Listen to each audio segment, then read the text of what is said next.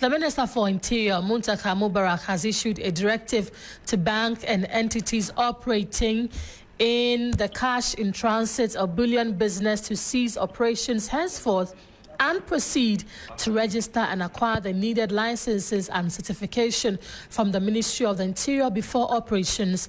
Government today announced the development of a comprehensive guidelines and standards for cash in transit operations across the country. Consequently, a 45-day notice has been issued for all financial institutions to comply with these guidelines. Failure after the grace period will attract administrative sanctions, with some license even revoked.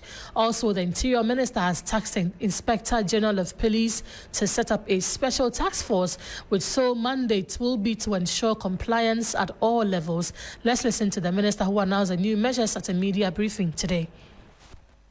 I came to meet the situation and I thought that that's my purpose, and that's what we're trying to do. We just don't get one license and you can do everything. No, we need to know exactly what are you doing. If you want to add additional thing, let us know. I mean, you're already in the business. It makes it easier, background check, and it will not be too difficult. And we need to know fully all the things that you're doing. So that's what we mean by the registration. Yes. Alhaji Iddi Sumaila is president of the Association of Bullion Van Operators. Alhaji is on the line. Alhaji, good evening to you. Good evening, madam. Right. And, a very good evening to all your listeners out there.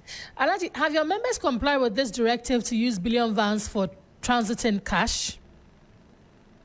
Yes. Let me first of all, beginning by thanking you for this opportunity. You know, this conversation started since 2020, and we have always pushed for a clear-cut regulatory framework to guide our operations. That notwithstanding, we haven't given up until the minister took over and then helped in getting us this framework. So we are excited about it. And all our members have actually complied. As far as I know, no member is using the soft-skin vehicles at the moment. Alhaji, can you tell us the number of bullion vans that have been procured by your members or the bank since the first directive? Currently, I don't have the data, but what I know is that almost all our members have complied. So you also notice that on our streets, you don't see the movement of non-armored vehicles doing the business of cash movement. And what will be your reaction to the call by the minister for members to adhere to the new directive?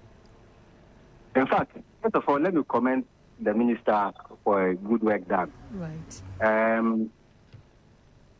For giving us this regulatory framework. You know, he also seeks to ensure transparency, accountability, and public safety.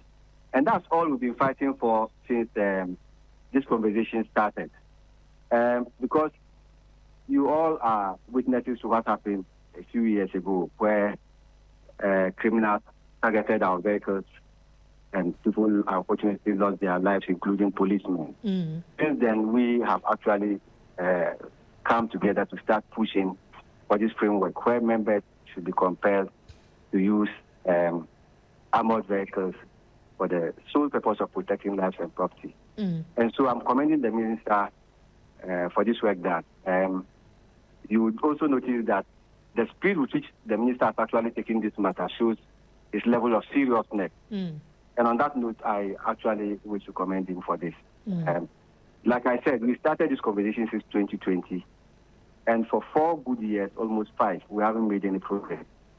And on this assumption, he took this matter to one of his issues of critical interest. And thank God we have 6 months or 7 months down the line, we've achieved it. So we can't say anything but to comment it.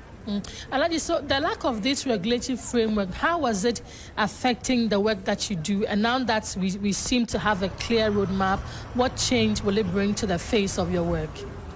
Nothing can be compared to the loss of life. So if you ask me how has it affected our work, people lost their lives. And one life lost is more than enough. So I think that it really affected us. The fear also for the lives of drivers and cashiers when moving cash is also another factor. On most occasions, it also leads to accidents because the driver doesn't have the full concentration he needs to execute his assigned task. So that one was also another factor. And we also realized that our vehicles became easy targets for criminals. Let me add that this country has come of age where we should all come together to accept things as they are, not to allow criminals and hoodlums to take over the governance of our country and also businesses as such.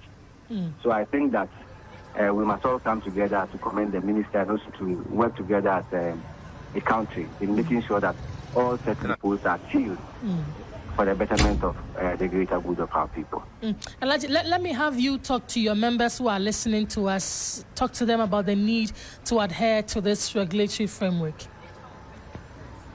I think that, like I said in my opening remarks, all our members have complied. All I need to say is for them to actually reinforce the minister's window that he has given us of the 45 days. Let us all go back to the drawing board, put our documents together and apply for the necessary certificates that we need to do our work. That is the first thing. You shouldn't sit down for the 45 days to lapse for you to come out complaining. Let's all come together and apply in compliance with the minister's directive. After all, at the end of the day, it ensures the advantage of the industry. And then those who don't have the full complement of their vehicles, talk to your bankers. I know these vehicles are very expensive. Talk to your bankers and see how they can support you to acquire new vehicles to support your fleet. And also, I would urge the bankers also to cooperate with us and understand that we are all in this business together. We must all work for the betterment of the general good of the industry. Alhaji, thank you for talking to us. Indeed, we all want the betterment or general good of the industry. Alhaji Iddi Sumaila is president of the Association of Bullion Operators here in Ghana.